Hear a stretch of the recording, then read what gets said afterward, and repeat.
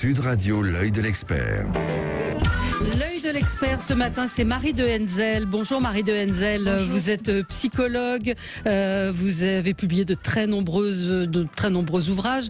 Vous avez accompagné François Mitterrand dans la fin de sa vie. Vivre avec l'invisible. Je vais le refaire. Vivre avec l'invisible, rêve, intuition, ange gardien, notre relation à l'invisible est essentielle. C'est paru aux éditions Robert Laffont dans la collection Versilio. Et je vous disais quand vous êtes entré que votre livre m'a beaucoup troublée parce que c'est un sujet relativement tabou que celui de l'invisible. Et je voulais qu'on commence l'émission avec cet extrait d'une interview qu'avait accordé Bernard Tapie à 7 à 8. Écoutez. Est-ce que vous pensez qu'après la mort, on a une autre vie ? Bien sûr. C'est tout ce que vous voyez pas. C'est tout ce qu'on voit pas mais qu'on sent. Mitterrand appelait ça la force de l'esprit. Mais c'est évidemment. Il y a aucun doute là-dessus. Qu'est-ce que la vie vous a appris finalement ? Que l'expérience est une bougie qui n'éclaire que celui qui la porte. Et qu'est-ce que la maladie vous a appris ? Qu'on n'est pas toujours en bonne santé et que quand on est en bonne santé, putain, profitez-en. Dites-vous le matin, super, je vais bien. Parce que il y a que quand on a perdu la santé qu'on se rend compte que c'est capital. Voilà, c'est pas. Il y avait au milieu aussi une phrase dans laquelle il disait les gens voient de vous ce que vous leur montrez, mais ils voient aussi d'autres choses. Qu'est-ce que ça vous évoque cet extrait où il parle des forces de l'esprit, de cet invisible ? Il dit très clairement, très cash au fond, ce que je dis dans mon livre, c'est-à-dire en fait c'est naturel et pas surnaturel l'invisible. C'est universel. Tout le monde, un jour, a eu ou un rêve, ou une prémonition, ou une intuition, ou, je dirais, un signe de quelqu'un qu'on a aimé, qui n'est plus là. Je veux dire, c'est quelque chose, on est environné, en fait, encadré d'invisible, c'est-à-dire de choses mystérieuses qu'on ne peut pas expliquer. Et c'est pour ça, comme vous le disiez, que c'est dérangeant et que c'est tabou, oui. Parce que nous sommes dans une société tellement rationnelle que ces expériences, quand on les a, elles sont secrètes. Moi, ce que j'ai vu, des gens qui m'ont raconté ça, c'est secret, c'est intime. On n'ose pas en parler parce qu'on a peur d'être pris pour un fou, d'être pris pour un illuminé. Et on le dit qu'à très peu de gens. Et les gens me l'ont raconté parce que moi-même, je me suis exposée. Et je m'expose beaucoup. Vous racontez dans le livre, vous racontez plusieurs histoires qui vous sont arrivées, oui. Qui peuvent paraître anecdotiques sur une paire de lunettes oui. que vous avez perdues, ou encore sur votre fils qui perd sa chevalière oui. dans un torrent, enfin dans une oui. rivière. Et vous invoquez un ange gardien dans le cas de la deuxième oui.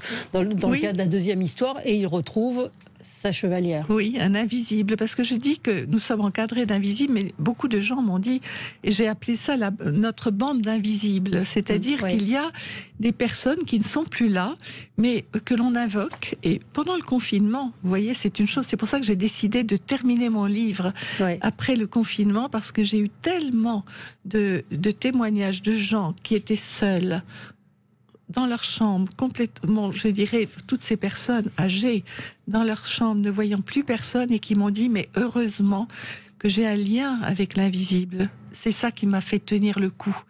Les gens ont des protections invisibles.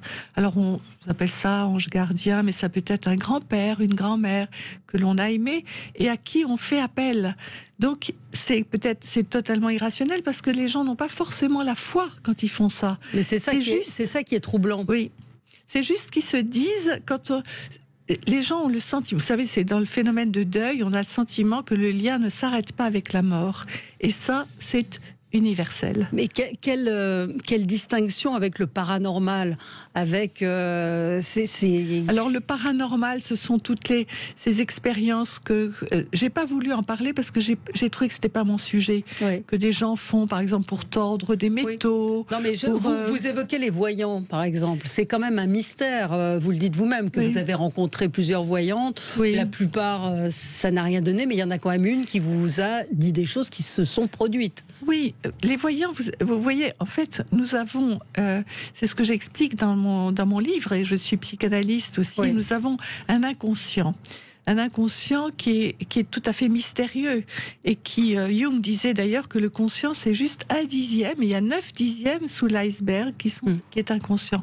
L'inconscient nous envoie des informations. Alors, les voyants sont peut-être des gens qui ont une intuition plus développée que d'autres et qui lisent dans l'inconscient de l'autre. Mais comment c'est possible de vous dire que vous allez rencontrer un président de la République, que vous allez vous remarier, sont des choses très précises. Donc, lire l'avenir, mais je peux. Alors, encore une fois, je suis incapable de vous expliquer pourquoi. Et mon livre, d'ailleurs, se garde bien de ça. Absolument. Je dis juste, ça existe, ça arrive. Et puis, ça fait partie, je dirais, de ce mystère qui nous entoure. Alors, vous évoquez parmi les choses, vous dites que vous vous exposez, effectivement, vous êtes vous racontez dans le livre, et il y a cette scène où vous êtes en Égypte, au Hall Cataract, qui est l'endroit qu'adorait François Mitterrand. Vous profitez de la vue, votre téléphone sonne, vous ne répondez pas. Oui. Et quand, en sortant du restaurant, j'étais assise sous la terrasse où François Mitterrand, de l'appartement de la suite de François Mitterrand, devant l'île Éléphantine, mon téléphone vibre, effectivement, je ne le décroche pas tout de suite. En sortant, je regarde un SMS de Gilbert Mitterrand que je ne connaissais pas, que je n'avais jamais rencontré, et qui m'invite aux rencontres de Latché en septembre suivant. Donc, c'est quand même, on pourra dire, c'est un hasard. Bien sûr, c'est un hasard, mais c'est un hasard quand même assez troublant que ce soit juste au moment où je suis en Égypte et que je pense au président que ce SMS arrive. Alors ça, vous savez, les gens ont des tas d'histoires comme ça. Hein. Oui. Quand vous faites, je vous posais la question juste avant, vous n'avez pas eu le temps de répondre. Quand vous êtes invité comme ça, est-ce que tout le monde a une histoire à vous raconter de ce type ? Je vais vous dire presque tout le monde. Ouais. Presque tout le monde. Et les gens se lâchent à partir du moment... Et c'est le but de mon livre, c'est de dire, au fond, n'ayez pas peur de raconter ces histoires, ça fait partie de la vie. On peut être et je vais vous dire, ce sont des personnes très rationnelles, très structurées, qui ont des boulots importants, des responsabilités importantes, me racontent des choses comme ça. Donc c'est pas du tout incompatible. Il peut y avoir, on peut être ouvert au mystère ou à l'invisible, et puis avoir un lien avec cette dimension, et en même temps être très structuré dans la vie. Stéphane, un auditeur nous dit, on se souvient que des choses qui se passent, 90% de ce qui est dit ne se produit pas. Alors c'est vrai que on pense parfois à certaines choses qui ne se produisent pas, donc on l'évacue. Et puis quand ces choses se produisent, on y voit un lien aussi. Donc c'est là. Alors, bien sûr. Et puis je pense aussi qu'il y a par exemple, les rêves. Tout le monde rêve. Oui, vous évoquez assez longuement le ça. rêve, c'est quand même aussi, ça vient de l'inconscient. Vous savez, dans l'inconscient, il y a un continuum entre le psychique et le somatique. C'est-à-dire que c'est ce qui est intéressant d'ailleurs, c'est que c'est comme si l'inconscient nous prévient quelquefois de choses. J'ai raconté d'ailleurs des rêves qui ont fait que certaines personnes ont décidé de ne pas prendre un avion, ou ont décidé il y a l'histoire de cet homme aussi qui a vidé son ordinateur et qui, quand il arrive au bureau, découvre qu'on l'a viré. Donc c'est incroyable. Son rêve l'avait prévenu. Ça arrive. Ça arrive. Alors effectivement, les plus rationnels vous diront c'est le hasard. Voilà. Mais ce qui est troublant, effectivement, dans votre livre, c'est que vous avez quand même beaucoup de témoignages sur cet invisible. Alors, c'est le hasard, mais Jung disait que quand vous avez deux événements justement, dont on peut dire c'est le hasard, mais qui font du sens, il appelle ça synchronicité. Parce qu'il y a des hasards qui font pas de sens, puis il y en a d'autres qui font du sens pour la personne. Vous évoquez les anges gardiens. Oui. Donc il semblerait que nous ayons et ça, c'est indépendant de toute croyance religieuse. Il y a des gens que j'ai rencontrés qui se disaient athées ou agnostiques, n'ayant pas de religion particulière, mais ayant quand même le sentiment qu'ils avaient une présence protectrice qu'on appelle l'ange gardien.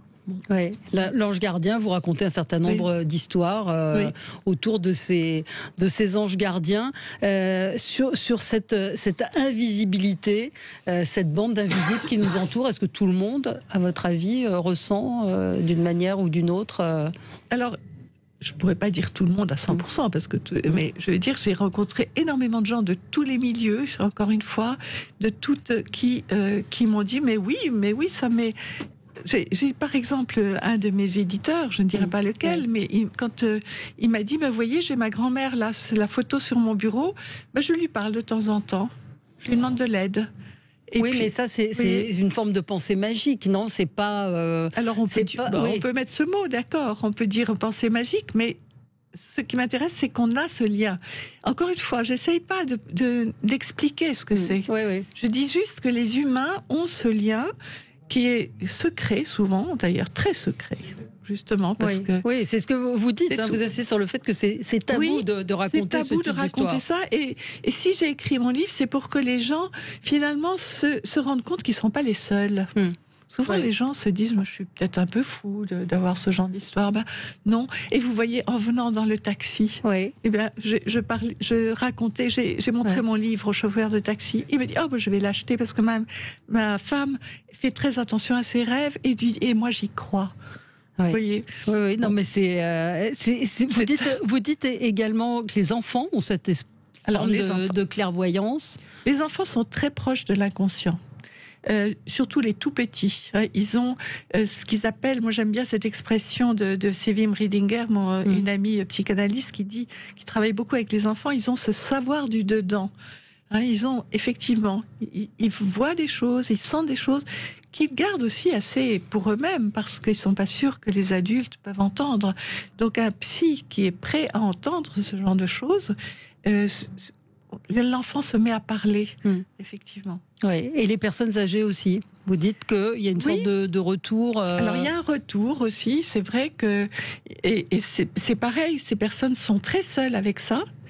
Là encore, un des buts de mon livre, c'est que les gens sortent de leur solitude quand ils ont cette expérience, pour qu'ils puissent le partager avec d'autres, en sachant qu'ils ne sont pas...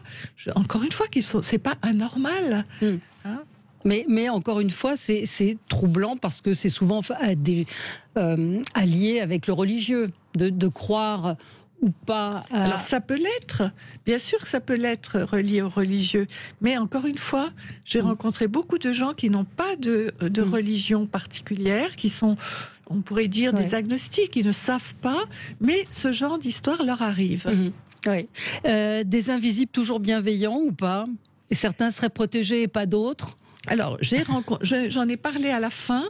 J'ai parlé de la peur de l'invisible parce qu'effectivement, si on a un lien avec l'invisible, en général, c'est un invisible protecteur. Mais parfois, moi, j'ai eu des patients qui me disaient, moi, je suis sous le coup d'une pensée malveillante, et là, par contre, il faut faire un travail. Parce que c'est un travail psychologique. Quelquefois, on a l'impression que quelqu'un qui est parti vous veut du mal. Donc, il y a de la culpabilité derrière. Il faut travailler là-dessus, sur ces émotions négatives. Et puis, moi, je donne quelquefois aussi... je me sers d'une méditation que m'avait enseignée le médecin du Dalai Lama, que je donne dans le livre aussi, qui permet aussi de fantasmer, on pourrait dire, une espèce de coque protectrice. Et j'ai travaillé beaucoup avec mes patients là-dessus, ce qui leur a permis justement de se débarrasser de cette impression qu'on leur voulait du mal. Oui, Gilles, vous aviez une question ? Je me permets d'intervenir.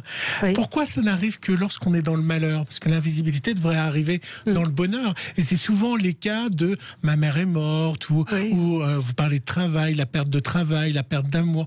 Pourquoi, si l'invisibilité existe, et je pose simplement la question, pourquoi ça n'arrive jamais quand on est heureux ou dans le bonheur? Pourquoi quand on se marie, notre ange gardien n'intervient pas à ce moment-là? C'est souvent dans des moments durs qu'on voit l'invisible. Vous avez raison, parce qu'on a besoin d'aide dans ces moments-là, et qu'on a le sentiment qu'on peut avoir une aide invisible, mais il y a aussi beaucoup de personnes qui sont dans la gratitude aussi, il y a des gens qui... vous savez, l'invisible, c'est aussi... je veux dire, c'est peut-être aussi l'émotion que l'on a devant la beauté d'un paysage, devant la beauté d'un coucher de soleil. dans la créativité. Par exemple, je parle justement de l'écriture. C'est pas forcément malheureux. Vous avez des gens qui disent qu'ils sentent que quand ils commencent un roman, l'inspiration, puis un roman dans lequel un personnage les emmène. Ouais. C'est dans l'amour aussi. Il peut y avoir des rencontres, le désir, c'est de l'ordre de l'invisible aussi. Hein. Qu'est-ce qui fait que... Alors on va vous dire c'est une question d'hormones, une question de... Mais il y a beaucoup de choses aussi qu'on ne comprend pas dans l'attirance vers quelqu'un. Donc il n'y a pas que dans le malheur. Hein. Oui, c'est ce que disent nos auditeurs. Détrompez-vous, Gilles, ça n'arrive pas que dans le malheur. Oui. C'est juste que dans le malheur, nous sommes plus à l'écoute peut-être, ce qui est pas entièrement faux. Gabriella nous dit mon père est mort au travail le 5 juin. J'ai été licenciée le même jour. Alors après, on peut voir des synchronicités, des synchronicités. On avait reçu Patrick Sébastien qui lui est extrêmement attentif à tout cela avec des exemples assez saisissants. En tout cas, c'est un livre troublant qui, je pense, parlera à beaucoup de gens et qui lèvera le voile sur des sentiments, sur des questions, un questionnement qu'on peut tous avoir sur des signes qui nous semblent un peu curieux. En tout cas, c'est passionnant. Vivre avec l'invisible, rêve, intuition, ange gardien, notre relation à l'invisible est essentielle. Merci Marie de Henzel d'être venue ce matin sur Sud Radio. C'est paru aux éditions Robert Laffont. On se retrouve dans un instant.